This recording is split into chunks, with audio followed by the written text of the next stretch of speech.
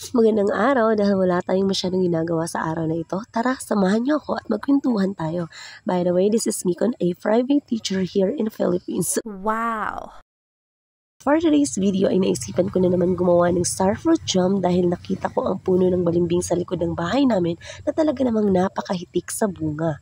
Kaya I suddenly asked permission sa aking papang kung pwede bang gumawa ako ng jam for our merienda at syempre ang sagot ng papa ko, okay anak, kung saan ka masaya, supportahan kita. Wow! Aba syempre joke lang, halata naman sa mukha at bibig ng tatay ko na parang pinapagalitan niya ako. Ang sagot talaga niya guys, wag daw gumawa ng marami, baka masayang lang or mas mabuti wag na lang gumawa.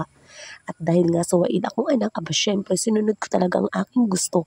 Kaya sa pagkakataong ito namitas na nga ako ng mga bunga ng balimbing, pinapakita ko sa inyo na talagang abot ko ang mga bunga nito kahit in reality ay hirap na hirap ako dahil sa height ko. Hala, pasikat pa more. At dahil medyo sawail na may pagkamasano rin ako guys, ito lang muna ang kinuha ko. Magluluto lang tayo ng naaayon sa pangangailangan natin for today. Huy, ka-drama. Ito na nga, after nating mamitas, aba syempre, hugasan natin ng mabuti ang mga bunga. Basic rule. After nating mahugasan, isusunod naman natin ang paghihiwa. But before that, kailangan muna natin linisin ang bawat gilid ng balimbing. And according to my papang, we need to cut it at the center para hindi na tayo mahirapan sa pagkuha ng mga seeds. Pero depende lang dyan ninyo guys, ug tamad yun mo manguha og seeds na halabira apila. Kidding aside, hihiwain ko pala ito ng pastiks lang guys, and again, nakadepende lang po sa inyo kung anong shape ng balimbing ang trip nyo. Basta ako, maninipis na sticks lang para easy to cook. Since we are done preparing our star fruit, next we have to prepare our pugon. We have to make haling. Huy, kaarte! Hindi ko alam kung ano ang Tagalog ng pugon guys, basta in Bisaya, pugon na siya. May kwento ako guys, kung tatanungin niyo ako ng ganito, paano mo nalaman na medyo nakakaangat na kayo sa buhay? Well, ang sagot ko, eto, uling na po ang gamit namin sa pagluluto. Kasi dati, kahoy po ang gamit namin at napakahirap po talagang gumawa ng apoy gamit ang kahoy. Don't judge me, nahihirapan talaga ako magluto gamit ang kahoy kasi nga, bukod sa napakatagal umapoy, napakasakit pa sa mata ng usok nito. Based on my own experience lang yan guys ha. Hindi naman ibig sabihin na kapag gumamit ka ng kahoy ay isa ka ng mahirap. No, no, no. May mga tao talaga guys, gaya ng papa ko na mas pipiliin nilang panggatong ang kahoy kasi nga malakas yung apoy. Lalo na yung mga taong expert na maghaling og kahoy, but not me. Hindi ko talaga siya pinangarap guys. Kaya noon pa man, isa talaga yan sa mga rason kung bakit gusto kong yumaman guys.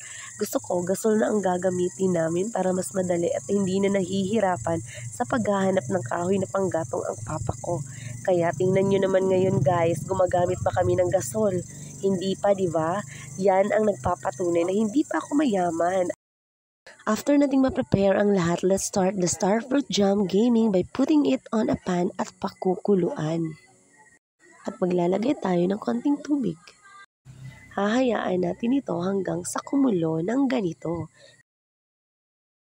Maglalagay tayo ng brown sugar and it's up to you kung gaano karami ang ilalagay mo as long as magka-caramelize siya later.